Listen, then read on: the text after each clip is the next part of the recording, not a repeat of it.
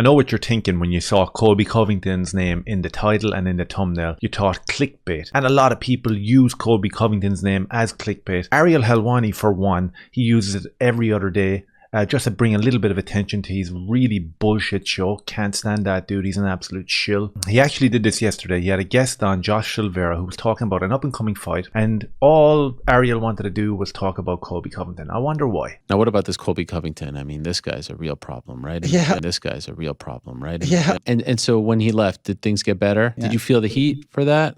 Oh, yeah, I felt the heat. You know? Did? Yeah. People were mad at you for training with him? Oh, you did? sure. You were training with him even towards the end there, with all the stuff with Jorge and Dustin. Yeah, I was, you did? This guy's a real problem, right? Yeah. As you can see there, Ariel is an absolute shill. Pathetic shill. Oh my God, what a pathetic shill. But over here we have this story from Daniel Cormier, brutally attacked Colby Covington, and he's dealing with some serious injuries.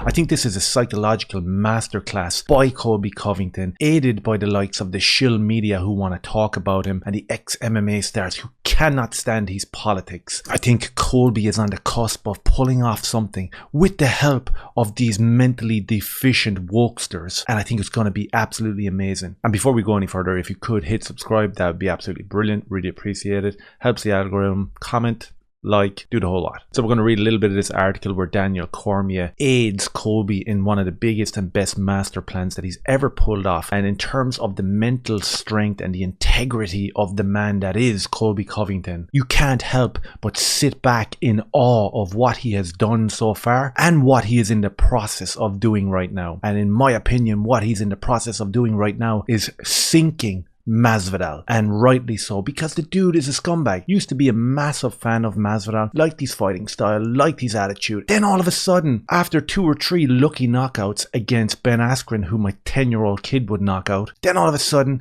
I just started seeing this arrogance take over, and he started to believe in the hype and believe that he was unbeatable, until of course he came up against Colby, and it was an absolute and utter 5-round mauling.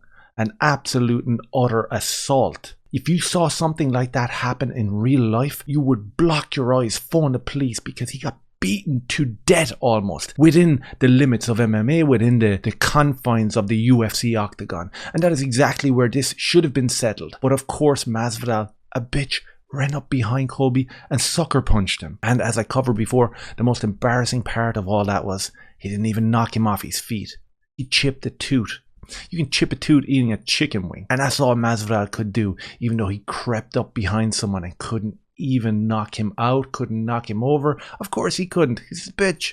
Absolute bitch. But what I find absolutely brilliant is the master plan put in place by Colby Covington in the aftermath of this. And what he has going on now is he has the shill media aiding in the master plan unknowingly. They have no idea what they're doing. They think that they're sticking it to Colby Covington, saying that he's had a brutal injury and he's unable to go outside, and the fear factors are so high that he can't show his face and that his whole attitude has changed. None of that is true. We know exactly what Colby Covington is doing. This is all a premeditated plan by Colby, of course in the aftermath of being attacked. So if you're to play by the paradigms of sport, we got inside the octagon, I mauled him like I was fighting a 6-year-old child. Absolutely no chance of Masvidal ever being able to do anything in the future within the confines of the sport, and this is what we're dealing with in terms of the sport. But you do have the shills that are coming out going, you don't talk about people's kids, man. You don't talk like that to a street man. It's like, oh God, stop, will you? So Colby has set in place the plan to bring this to the judicial system. Strip Masvidal of every penny that he has, especially when you're mentioning the likes of brain damage and, you know, PTSD and future ailments that affect the brain and the confidence, especially being a superstar. And when he brings him to court,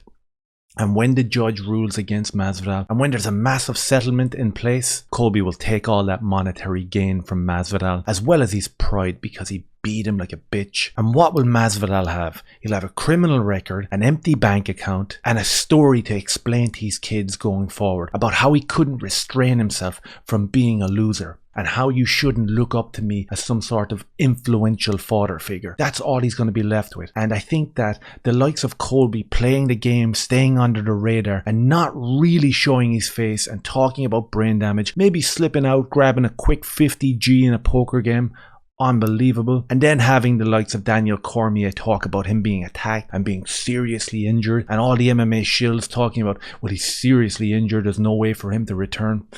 It's all a game. They're helping play it. Daniel Cormier says that Colby Covington is dealing with serious injuries from being brutally attacked on the street by Jorge Masvidal. Brutally attacked. Small guy runs up behind you, tries to sucker punch you, doesn't knock you over, chips your tooth, you get a little bit of a red bruise on your face.